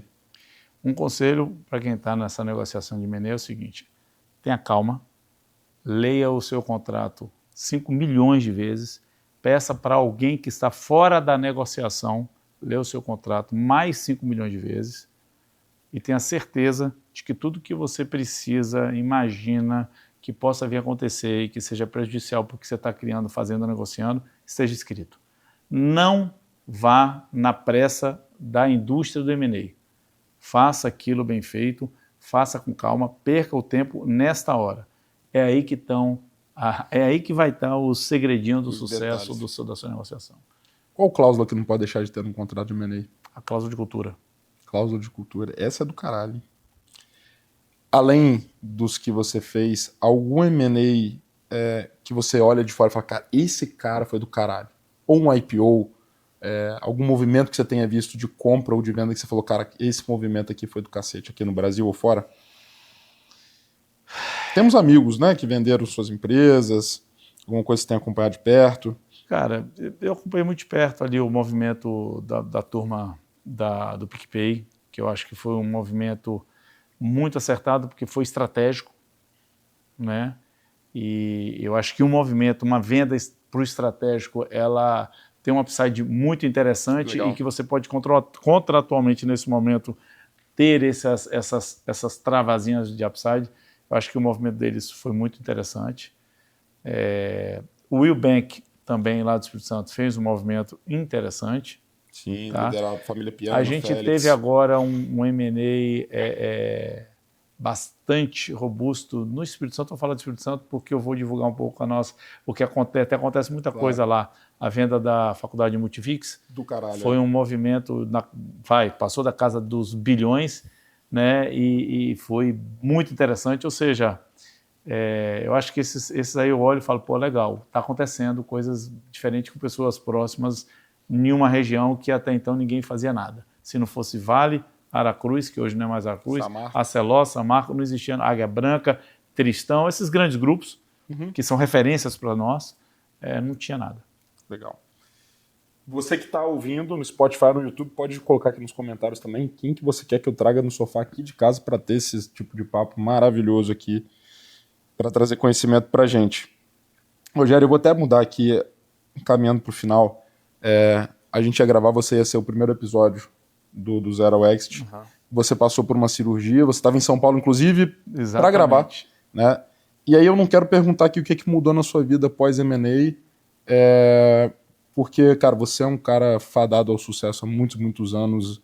Eu tenho certeza que o seu deslumbre pós M&A ele não existiu, era uma coisa natural ali, né? Era um cheque pré-datado, apesar de que concretizar muito bom. Eu queria saber, para você, eu tenho certeza que foi um baque, para mim foi. Cara, é um cara que é um atleta que eu vejo, apesar de a gente ter alguns anos diferentes, mas um colega, um amigo, né? Alguém que é quase da minha idade, você descobre que tem ali um negócio no coração, não precisa entrar em detalhe, mas para fazer uma cirurgia, cara, invasiva, etc. O que muda na cabeça, e falando talvez até do lado pessoal mesmo, de olhar para frente e falar assim, cara, preciso mudar prioridades, eu preciso estar mais com minha família, eu preciso... ou, cara, eu quero empreender de novo, porque eu não sei quanto tempo que eu tô aqui nessa porra, etc. O que muda na sua cabeça, na sua visão de futuro, no âmbito pessoal, profissional, enfim, tudo, pra gente poder fechar o nosso Rodrigo, papo aqui. Eu passei por um susto enorme mesmo, né, cara? Eu tive que colocar cinco pontes no coração, exatamente quando eu vim gravar aqui com você. Totalmente assintomático, uma questão genética, e no dia... Tá fazendo agora 4 meses, né? Fez 4 meses, eu operei no dia 30 de setembro, final do ano. E estou totalmente recuperado, voltei a treinar, voltei a nadar. O que mudou na minha cabeça, cara? O que mudou é o seguinte, muitas coisas mudaram, mas eu acho que a principal, e eu converso muito isso com a Ana Lúcia, com a minha esposa, com meus filhos, que já são, né, 20, 26 e 30, eles falam, pai, para... Pô, você já conseguiu, você já tem, já fez. A pergunta que eu falo, mano, conseguiu o quê? O quê, né? Fez o quê? Eu tenho um bicho que as pessoas, quando a gente fala que a gente tem bicho dentro, falam, não, mas tem um bicho que é ruim. Não, tem um bicho tão bom dentro de mim, que é essa vontade de empreender, de impactar pessoas.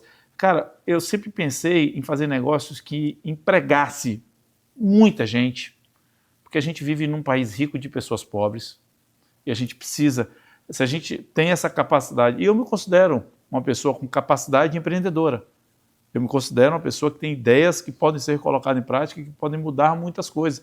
E, poxa, eu não posso parar de fazer isso porque eu tive um problema no coração. É uma obrigação quase moral, né? Eu gosto, eu quero continuar. Isso aqui ficou muito claro para mim. Segundo, eu acho que esse momento que eu passei de saúde, ele serviu para me mostrar a dar prioridade a poucas coisas e ser estar muito próximos dela, né? A família mesmo, aos amigos e ao que eu decidi trabalhar, porque eu fazia mil coisas ao mesmo tempo e dá para fazer muito bem menos coisas, dando mais foco. E eu acho que, bom, independente da religião de cada um, acho que Deus me usou nesse momento até como um instrumento, porque eu sou um cara do esporte, da saúde, me alimento bem, faço isso e fiquei lá, cara, coração parado, 10 horas na mesa de cirurgia, 8 dias de UTI e eu fiz um vídeo que está no meu Instagram, quem quiser me acompanhar, que é o @RogérioSalume, tem lá um feed meu que eu contando a história do que eu estou fazendo, né? E por que eu estou sendo operado. E os exames que eu fiz, daquele momento para frente, só lá em Vitória, de amigo nosso, que você conhece, não precisa falar os nomes aqui, 4 fizeram o exame e foram botar stent. Estavam começando a ter problema no coração. Então, assim, Eu acho que, e no Brasil, deve ter muita gente que passou a acompanhar. Isso eu acho que Deus me usou como um instrumento também para isso. E, cara, a fé que eu sempre tive multiplicou por 1000, cara. A crença em Deus, a crença em que a gente precisa ter a fé, que a gente precisa acreditar que tem algo, cara, que vai alinhavando a nossa vida, que vai colocando pessoas na nossa vida, que vai fazendo a gente ter sucesso, ter aprendizado. Tem algo, cara, muito mágico, que a gente tem que parar, meditar, cada um na sua, entender, aceitar cada um na sua, mas tem alguma coisa que é a mais do que, sabe, isso que a gente está fazendo, tem alguma coisa a mais, e isso aí me fortaleceu muito a minha fé. E olha que coisa engraçada, Marcelo sabe disso. Eu pedi pra gente atrasar um pouquinho, sabe por quê? Eu tava fazendo o exame no coração. Você fez a angiotomografia? Eu te falei que é esse é o exame. Eu tô fazendo alguns, amanhã eu vou botar aquele holter e tal. Isso. E aí o legal, né? Eu acho que da publicidade e também da inspiração. Eu tava na Espanha, na semana seguinte que você fez e tudo, foi pro hospital, e aí eu tava de lá falando com o Wilson. O Wilson, puta que pariu, eu tô fudido. O Rogério é atleta. E teve essa porra. Aí o Wilson falou assim, Rodrigo, se ele não fosse atleta, meu irmão. Não, então, já tinha. Esse é o ponto. Cara, eu volto de lá, assim, não numa noia, mas assim, cara, hábitos, né? Pô, hoje eu tô, cara, por muitos meses abaixo de 100 quilos, anos que eu não abaixava de 100 quilos. Mudei de plano de saúde. Eu sei até o seu plano de saúde. Eu sei qual que você usou, qual cobriu, etc. Me fez repensar tudo através de uma inspiração mesmo. E de olhar e falar, cara, se alguém que se cuida tanto e tal, não sei o que, jovem pra cacete, etc. Isso é do caralho também, né? Eu acho que isso... Porque tem doenças que são genéticas, tem doenças que são silenciosas, e a gente, por mais que a gente se cuide, aparece. Então, já que está aí a ciência, já que está aí a medicina, já que, graças a Deus, a gente tem condição de fazer esses acompanhamentos, tem que fazer, cara, porque eu fui presenteado por Deus de poder ter feito o exame e descobrir que eu tinha um problema e que esse problema tinha cura. Fui lá, fiz e curou e tá tudo certo. Então, estamos indo. Aquele dia que eu te encontrei no avião, cara, fiquei numa felicidade tão grande que puta que eu pariu, cara, de ver você ali bem e já viajando de novo. 15 dias atrás agora eu fiz uma travessia agora de 8 quilômetros, voltei a treinar, saí de Guarapari, fui para Piracanga e fiz um tempo maravilhoso nadando. Aí é loucura sua, Léo tava também, né? Tava. Só os doidos. Rogério, cara, não tenho palavras para te agradecer, pedir desculpa por a gente ter estourado o tempo tá aqui. Ótimo, um prazer, mas, cara, incrível. foi um tesão aqui o bate-papo com você. Tenho certeza que todo mundo que tá ouvindo aí, cara, também vai se amarrar no papo, que a gente conseguiu passar por muita coisa, muito além de M&A, de uma trajetória, cara, vitoriosa e de alguém que tem esse bicho lá dentro, no melhor dos sentidos, né, que faz a gente querer crescer, buscar coisas melhores para a família e tudo, que é muito que eu acredito. E quero te agradecer, cara. Se quiser, deixa um recado final pro pessoal aí. Rodrigo, eu, assim, estou em casa. Esse bate-papo nesse modelo. Você perguntou aqui, por que era aqui, você entendeu? Realmente você está de parabéns, o time lá está de parabéns, a gente fica aqui à vontade. Se deixar, porque como a gente está em casa, a gente vai conversar 2, 3 horas, vamos abrir uma garrafa de vinho e vamos embora. Então, parabéns, eu acho que o modelo ele é incrível, é inovador, a sua cara. A mensagem, que é essa mensagem que você tenta buscar um pouco mais e nichar no que diz respeito ao M&A, ao momento que as pessoas... Porque todo mundo, o empreendedor parece que começa o negócio e já fica pensando, porra, eu vou vender meu negócio, meu valuation. Cara, calma, tem um momento. Você, por exemplo, tem uma consultoria que mostra se a pessoa está ou não está no momento. E por quê? E, pô, tem uma lógica isso. Tem uma lógica. Não adianta você falar todo momento, o mercado não vai te comprar, amigo. Você tem que entender. Então, pessoas como você fazendo um trabalho lá na sua consultoria, né? Podcasts como esse aqui, esses bate-papos que vão levar ao conteúdo, são muito importantes. Eu não tive isso. Eu, quando comecei, não tinha isso, né? Já tivemos essa conversa. Lá, quando eu comecei, se a gente pedisse uma ajuda, uma orientação, o empresário fala, não, cara, primeiro não tenho tempo e não vou falar o que eu sei para ninguém. Hoje em dia, o legal é dividir, o legal é fazer com que as pessoas tenham esse conhecimento. Porque a gente já sabe que quanto melhor, quanto mais efervescente for o ambiente, o ecossistema, mais negócios vão aparecer, mais oportunidades vão aparecer para todo mundo. Então essa troca de conhecimento ela é super válida, parabéns, estou muito feliz. E Me convida de novo que eu venho aqui. Pô, bom prazer. Pessoal, esse foi mais um episódio, sem dúvida nenhuma, um episódio especial. Eu estou muito feliz porque eu ouvi, apesar de ter ouvido muitas vezes o Rogério, eu ouvi coisas inéditas hoje. Verdade. Talvez algumas coisas que ele não tivesse compartilhado aí em outros lugares. E eu acho que esse é o sentido, né? Fazer mais do mesmo não faz sentido. E se você gostou, tá ouvindo aí no YouTube, no Spotify, cara, avalia, curte, dá 5 estrelas lá no Spotify. Me segue no Instagram, @RodrigoMiranda. Segue o Rogério, Rogério Salume. Rogério Salume. E claro, vai ser provocado toda manhã, como já se movimentou hoje. Exatamente. Vamos lá. E segue lá a VPX, que é quem tá aqui sendo host, patrocinando todo esse momento fenomenal aqui, @VPX Company. Esse foi mais um episódio. Obrigado a toda a equipe. Vamos pro próximo. A gente se vê no próximo episódio. Obrigado. Valeu, pessoal. Valeu, Rogério. Um abraço, Rodrigão. Parabéns, brother.